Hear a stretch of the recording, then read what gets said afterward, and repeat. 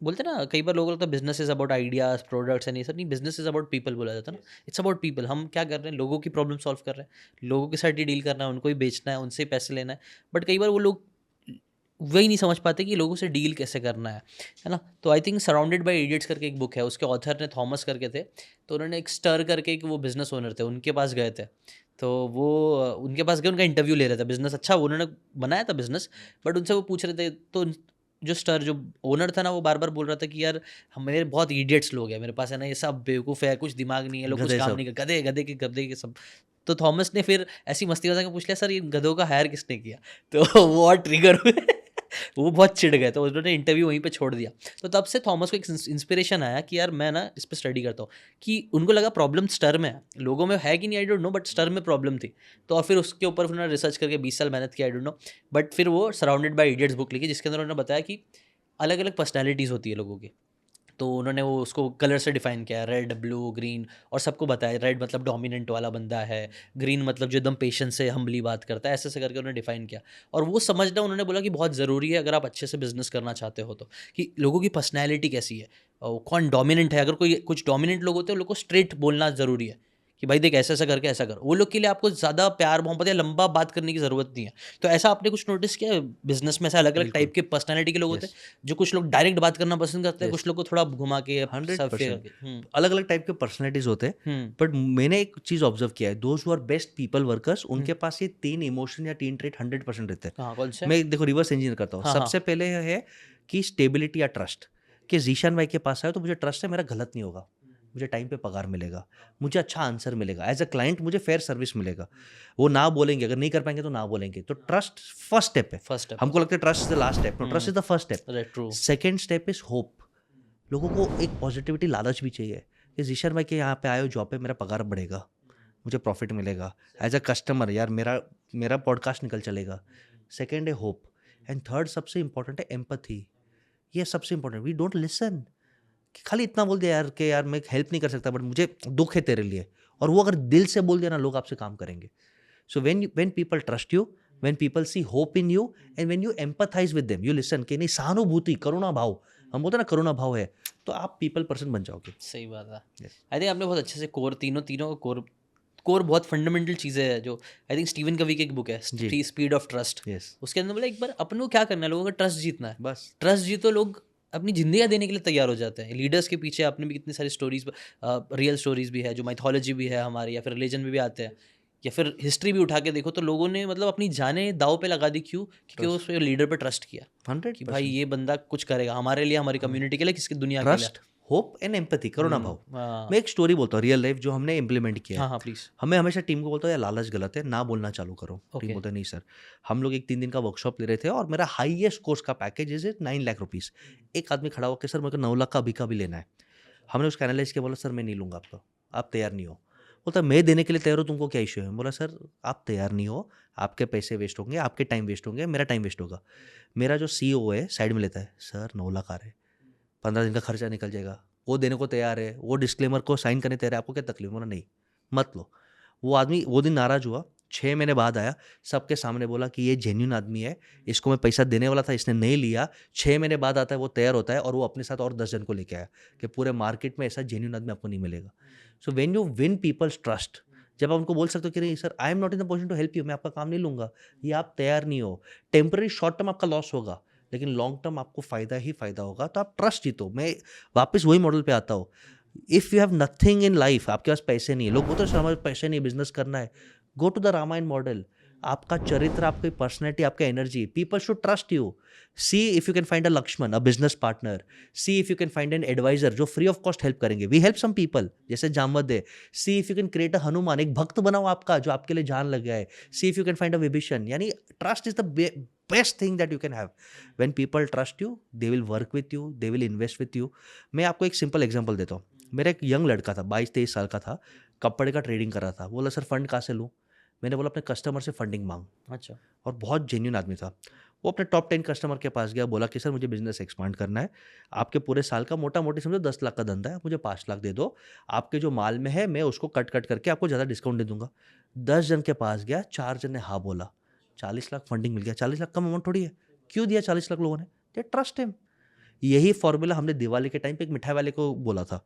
मिठाई के पहले दे हैव टू बाय, आपको काजू बाय करना पड़ता है, शुगर बाय करना पड़ता है, क्योंकि दिवाली के पहले आपको तैयारी करनी पड़ती है। अब वो बोलता है कि सर मार्केट में अभी ऐसा तैयारी है कि मैं अगर पैसे फेंकूँ मुझे 10% एक्स्ट्रा मिलेगा बेनिफिट। मैं बोलता हूँ वही प्रॉफिट है आज के टाइम पे प्यारे। बोलता है सर 1 करोड़ का माल लेना है, कौन देगा? मैंने बोला टॉप 5 कस्टमर्स को कॉल कर, बोलो कि सर मुझे एडवांस में पेमेंट दो, मैं आपको 8% डिस्काउंट देता हूँ। उनका जो सर्विस है 8% डिस्काउंट देता हूँ। 10 को कॉल किया, 10 के 10 ने उसको हाँ बोला कि यार ये भागेगा नहीं, ट्रस्टवर्दी आदमी है, क्वालिटी कॉम्प्रोमाइज़ नहीं करेगा, 8% हमें मिल रहा है और उनका भी कमाई हो गया। इससे 10% सीडी कमा लिया, 1 करोड़ के माल पे 2 लाख रुपये ऐसे ही प्रॉफिट कमा लिया। ट्रस्ट इतना बड़ा है कि आपको प्रॉफिट भी मिलेगा, सपोर्ट भी मिलेगा। और वही जीतने की वही कोशिश करना है, जीतना वही। है, और yes. वो धीरे धीरे आता है, वो आपको बनाना पड़ता है, वो you have to gain it, trust gain 100 होता है। 100%। Authenticity, I think Gary Vaynerchuk, आपको पता होगा, क्रश इट क्रशिंग इट, वो है ना बार बार एक ही चीज़ बोलते हैं। उनके ना ज़्यादा मैसेजेस नहीं होते, वो हर बार आके कुछ न्यू फार्मूला ये सब same, नहीं बताते, same। Same formula. भाई ऑथेंटिक रहो, सेल्फ अवेयरनेस रखो, ऐसे 2-3 लेसन हमेशा बार बार सिखाते रहते हैं कि अगर आपको अच्छा कंटेंट क्रिएटर बनना ना, ऑथेंटिक रहो, मतलब ज़्यादा फेक बनने की कोशिश मत करो, क्योंकि और एक फेक। चीज़, सॉरी, और एक चीज़ मेरे को लगता है, बी अ गिवर। ये लाइफ में देयर 90% आर टेकर्स। आपका हाथ ऐसा होना चाहिए, बी अ गिवर। क्या लेके जाएगा तू? मैं तो मानता हूँ मेरे नसीब में ना, मेरे से कोई आदमी आता है, फ्री का मीटिंग करके आता है, नॉलेज लेके गया ना, आएगा, किधर जाएगा? सो बी अ गिवर। अगर आपका एटीट्यूड है ना कि ऊपर वाला मेरे को दे रहा है और अगर मैं उनको दे रहा हूँ तो वो ज़्यादा देगा, तो पूरी कायनात आपको देगी। Be a giver.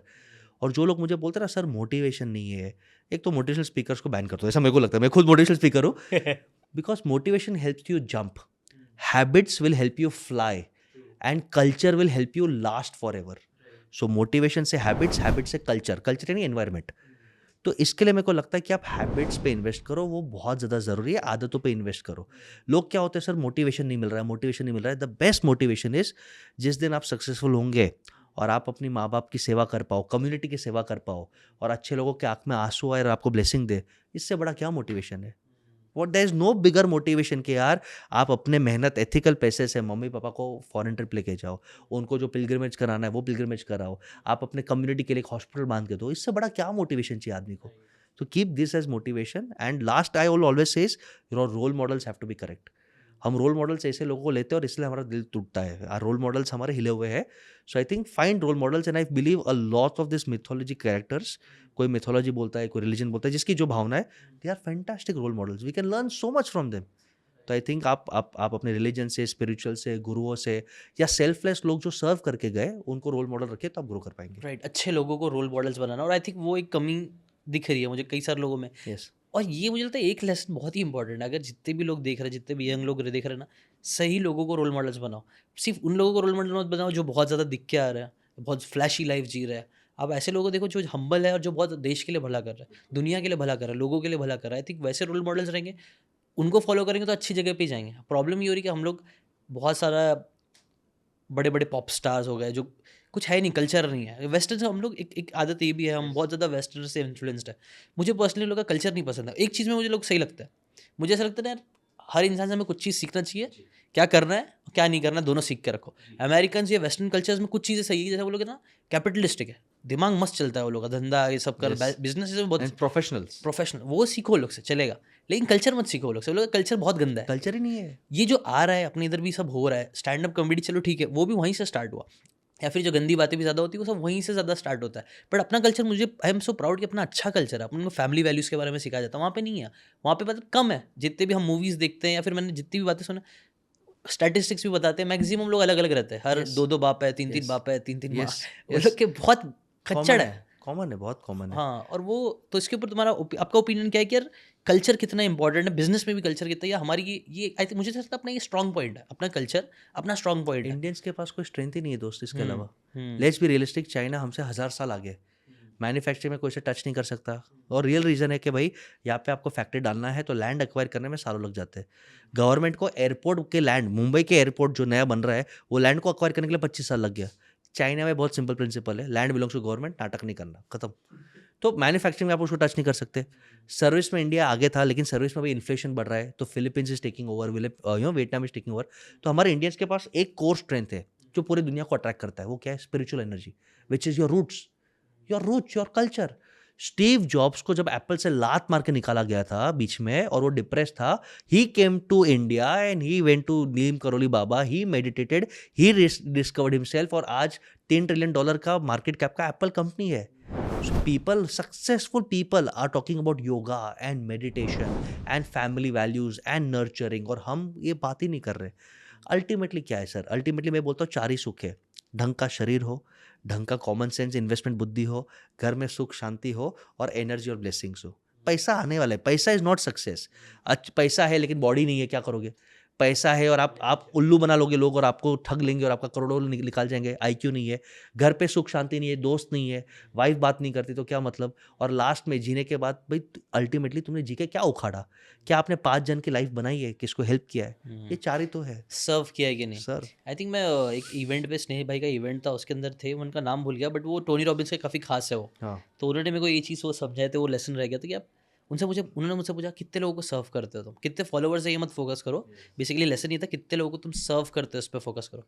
क्योंकि एक वेटर भी जो है वो इधर आके 10 लोगों को सर्व कर रहा है, उसकी वैल्यू ज़्यादा है. आप ऐसा टाइप का ना सर्विंग एटीट्यूड रखोगे ना, आप बहुत आगे बढ़ोगे लाइफ में. और वो लेसन मुझे काफ़ी और पावरफुल इसलिए लगा. बिजनेस में एक पावरफुल बुक है, start with why, Simon Simon Sinek. Sinek, कि हाँ. भाई पर्पस क्या है? If your purpose is to make money, do robbery. Your purpose should be to create value, to serve and then create profit. Profit है but by creating value, और मैं हमेशा इसमें मानता हूँ. राइट. साइमन सिनेक ने इसके ऊपर एक बहुत अच्छी एनालॉजी भी दिया था कि अ पर्पस ऑफ बिजनेस, एक गाड़ी का पर्पस क्या है? गाड़ी का पर्पस नहीं है उसके अंदर तेल भरना.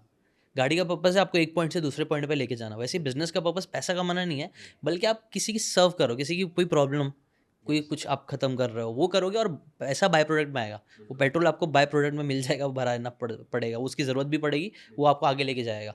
लेकिन वो ज़रूरी गाड़ी किसको बैठा रहे हो, किसको कहाँ से कहाँ लेके जा रहे हो. और ये भी अच्छी बहुत प्यारी एनालॉजी है ना कि अपना क्या प्रॉब्लम है, उसको एक प्रॉब्लम सर्व कैसे करेंगे. अगर किसी का क्वेश्चन आ रहा है सर्व कैसे करना है, कोई एक बंदा है मे बी, और ये भी सर्विंग है कि एक बंदा मुंबई में गोवा जाना है, तो उसकी एक प्रॉब्लम है, उसको नहीं जाना, आप गाड़ी पे लेके जा रहे हो या फिर कार से लेके जा रहे हो, कैसे भी लेके जा रहे हो, ये भी आप उसकी एक प्रॉब्लम सॉल्व करके उसको सर्व करो, और उसके बदले में वो इंसान आपको पैसा देगा. पैसा दे रहा है. राइट. आप देखो, वैल्यू क्रिएट करना इतना पावरफुल है कि राइट मार्केट, राइट ऑडियंस, वही पानी का बॉटल है. अभी आपके पास पानी का बॉटल है, मैं दूंगा तो आप बोलोगे बस भाई नीचे, फ्री में भी नीचे. आप रेलवे से जा रहे हो, आपको प्यास लगा, पानी का बॉटल है, तो आप 10 रुपया दोगे, प्यास है तो 20 रुपया दोगे. वही पानी का बॉटल डेजर्ट में 10 दिन आपने पानी नहीं पिया, 5 दिन, और आप दोगे, बोले सर किडनी ले लो, घर की जायदाद ले लो, पानी का बॉटल दो. यानी प्रोडक्ट से नहीं होता. Right target audience, right environment, right value creation, किधर क्या कब किसको दे रहे हो, वो होता है वैल्यू क्रिएशन. वो सीख लो तो बिजनेस में आप हमेशा आगे रहोगे. राइट. राइट. इससे एक छोटी सी स्टोरी याद आ गई मेरे को, वो मैं शेयर करना चाहूँगा. हारून अल रशीद की थी, जो पहले के टाइम पे बहुत बड़े खलीफ थे हम इस्लामिक हिस्ट्री के हिसाब से. तो ये लेसन दोनों का आ जा रहा है, ग्रैटिट्यूड का भी लेसन है, और इसमें एक बहुत ब्यूटीफुल लेसन है कितनी इंपॉर्टेंस होती है चीज़ों की. तो वो एक बार जा रहे थे, तभी उन्हें एक फ़कीर आया, और फ़कीर बहुत प्यासा था, तो वो अपने काफ़िले के साथ जा रहे थे, बहुत सारे लोग थे. तो उन्होंने बहुत रिक्वेस्ट करी, गरीब था, प्यास लग रही, पानी दे दो, पानी दे दो. तो उन्होंने जाके पानी मांगा, तो हारून रशीद ने खुद से जाके उनको पानी दिया. और जैसे ही पानी पी रहा था, तो वो बहुत शिद्दत से पानी पीता ना, जो बहुत प्यासे रहते, एकदम खुश हो गया पानी पी के. तो वो उसको देख के हारून रशीद के पास जो उनके एडवाइज़र थे, बहुत स्मार्ट इंसान थे, उन्होंने उससे पूछा उसको देखते हुए, क्योंकि उनको एक एपिफनी आई, मतलब सोच आई कि यार ये जो सेम ग्लास का पानी है, अगर मैं कोई डेजर्ट में फंस जाऊँ और मेरे पास कुछ भी ना रहे, तो वो एक ग्लास पानी के लिए मैं कितनी जायदाद अपनी दौलत दे सकता हूँ.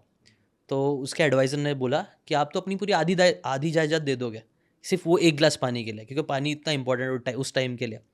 और फिर वो पी लिए. तो उन्होंने बोला कि अच्छा, एक बार जो चीज़ अपने अंदर चले गई, वो निकलना भी बहुत ज़रूरी है. तो अगर ये निकलना नहीं निकले, तो उसको निकालने के लिए मैं कितना दे सकता हूँ. तो उस एडवाइज़र ने बोला आप आधी जो बची हुई जायदाद है वो भी दे दोगे. तो तब उनको रियलाइज़ हुआ कि यार छोटी छोटी चीज़ें जो हमारे साथ होती है, आज हम पानी पी पा रहे हैं, सांस ले पा रहे हैं, वो कितनी ज़्यादा इंपॉर्टेंट है. वो ग्रैटिट्यूड का लेसन बेसिकली स्टोरी में था. बट वहाँ पे ये भी लेसन आ रहा है कि हाँ, कौन सी जगह पर अगर पानी की इंपॉर्टेंस भी कितनी ज़्यादा हो सकती है. लोग जायदाद भी दे सकते हैं अगर उनको सिर्फ एक ग्लास पानी मिल जाए. तो ये 2 लेसन आई थिंक यहाँ से स्टोरी से लेके जा सकते हैं. यही लेसन से इंस्पायर होकर ऑडियंस को एक बोलूंगा, डू नॉट कंपेयर. सेल आपके लाइफ में रोज 5 स्मॉल सक्सेस मोमेंट्स हो रहे हैं, माँ बाप आपसे खुश हो रहे हैं, गर्लफ्रेंड पार्टनर खुश हो रहे हैं, आप हेल्दी हो, चल पा रहे हो, छोटी छोटी चीज़ एंजॉय करो, यू विल एंजॉय लाइफ. ये एटीट्यूड का गेम है. राइट. अगर आपको ये बातें काम की लगी होगी तो do check out the full podcast यार, जाके देखो, डिटेल में चीज़ों को समझो, तब ज़्यादा अच्छे से समझ में आएगा, ज़्यादा अच्छे से आप अपनी ज़िंदगी में चीज़ें अप्लाई कर पाओगे. Thanks so much and subscribe this channel.